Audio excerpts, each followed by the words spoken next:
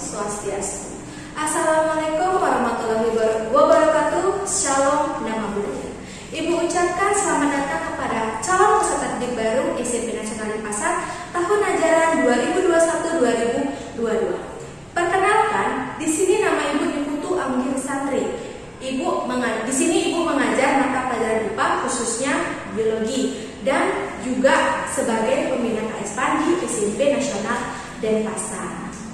Pada kesempatan kali ini, Ibu akan menjelaskan materi terkait dengan kesehatan reproduksi remaja atau disingkat dengan KESPRO. Kita langsung saja ke materi, di mana pada KESPRO itu memiliki tujuan. Yang pertama, memahami perubahan fisik yang terjadi pada remaja.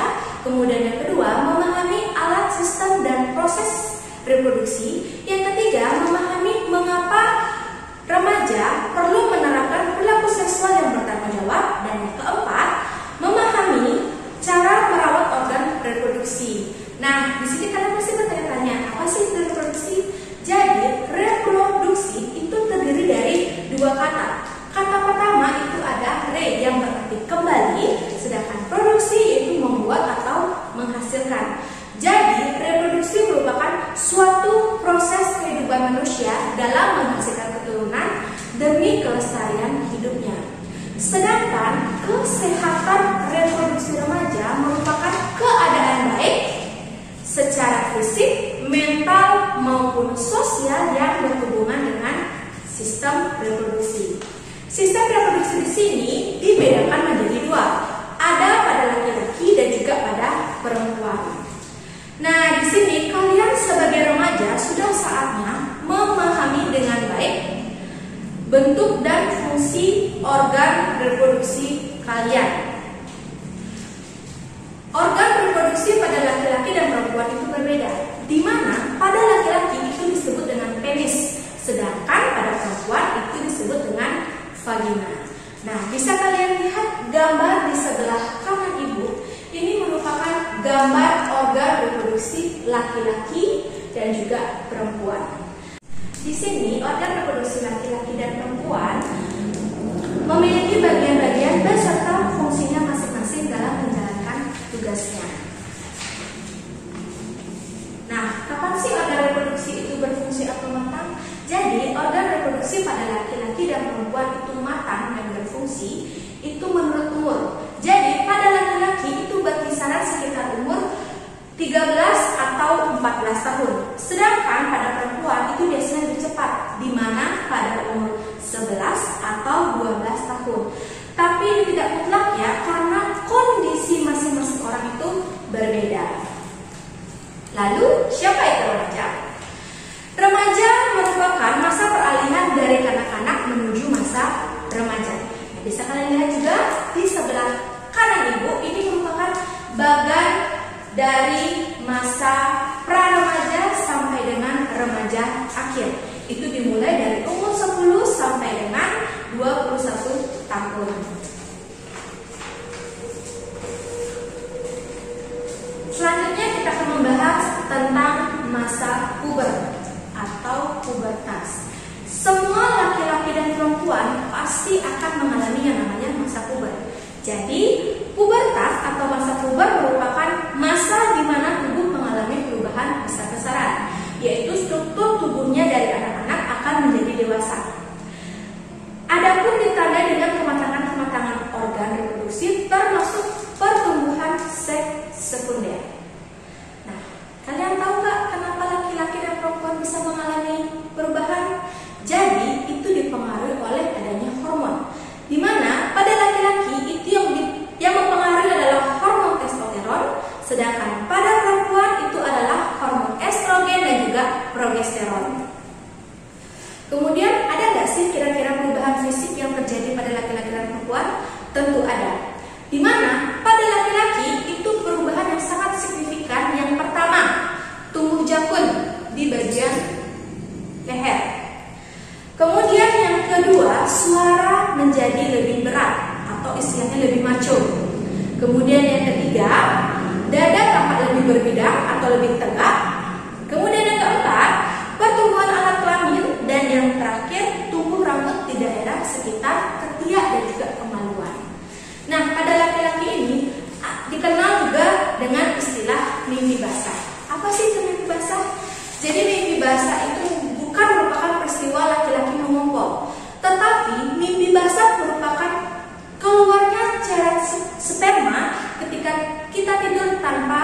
sadari. Jadi sebagian besar laki-laki pasti akan merasakan yang namanya mimpi basah. Sedangkan pada perempuan bagaimana sih, Bu? Jadi ciri-ciri pada perempuan itu yang pertama, dada atau payudara semakin membesar. Yang kedua, pinggul menjadi lebar. Yang ketiga, pertumbuhan alat kelamin. Yang keempat, tumbuh rambut di daerah ketiak dan juga kemaluan. Dan yang terakhir, suara menjadi lebih lembut dan juga lebih kecil. Nah, di sini juga pada perempuan pasti akan mengalami namanya menstruasi atau haid. Jadi, menstruasi atau haid merupakan keluarnya cairan bercampur darah dari vagina perempuan. Nah, cairan ini berasal dari dinding rahim perempuan yang luruh atau pecah. Biasanya kalau kita menstruasi itu pasti ditandai dengan satu, sakit perut, kemudian bau badan, dan yang paling sering terjadi adalah emosi yang meningkat. Bisa kalian lihat lagi di sebelah kanan Ibu, ini ada gambar dari siklus menstruasi. Nah, biasanya menstruasi ini terjadi pada hari pertama sampai dengan hari kelima, itu secara umum. Kemudian pada hari ke-6 sampai hari ke-8 itu merupakan masa tidak subur. Dari hari ke-9 sampai dengan hari ke-17 itu merupakan masa subur bagi perempuan. Sedangkan pada hari berikutnya, yaitu pada hari ke-16 sampai dengan hari ke-28, itu juga merupakan masa tidak subur bagi perempuan. Jika sel telur tidak dibuahi, maka sel telur akan luruh atau pecah dan akan terjadi yang namanya menstruasi. Oke, kita lanjut ke tips yang bisa kita lakukan untuk menjaga organ reproduksi. Ini yang paling penting bagi perempuan ya. Dimana pada perempuan yang pertama, usahakan menggunakan celana dalam yang terbuat dari katun atau yang dapat menyerap keringat. Kemudian yang kedua, rajin mengganti celana dalam, maksimal sehari 3 kali. Kemudian yang ketiga, mengeringkan organ reproduksi, atau saat kalian selesai membuang air kecil, usahakan basuh atau keringkan organ reproduksi kalian agar tidak terjadi kelembapan. Jika lembab, pasti akan menyebabkan yang namanya bakteri. Kemudian yang keempat, jangan menggunakan pembersih wanita. Mengapa? Karena pembersih wanita itu dapat menurunkan pH yang ada di organ intim. Jika pH turun, maka organ intim akan mengalami kelembapan. Yang kelima, membasuh organ reproduksi dengan benar, yaitu dari depan ke belakang. Jangan dari belakang ke depan. Mengapa demikian? Jika kalian membasuh organ reproduksi dari belakang ke depan, itu otomatis kotoran yang ada di anus akan terbawa ke vagina, dan itu juga akan menyebabkan bakteri, lama-lama juga akan menyebabkan infeksi atau keputihan. Kemudian yang keenam, jangan menggaruk kemaluan, itu otomatis akan menyebabkan luka kemudian infeksi. Yang terakhir, mengganti panty liner atau pembalut maksimal 4 jam sekali, itu wajib. Sedangkan bagi laki-laki itu cara membersihkan organ reproduksi, satu, saat selesai buang air kecil, usahakan kalian membasuh penis kalian itu dengan bersih. Apalagi bagi pria yang belum melakukan sunat, itu otomatis bakteri akan mengumpul di daerah atau di kepala bagian penis, ya. Kemudian yang kedua, jangan terlalu banyak mengkonsumsi alkohol, kafein, dan juga merokok, karena itu akan menyebabkan kurangnya reproduksi sperma di dalam tubuh kalian.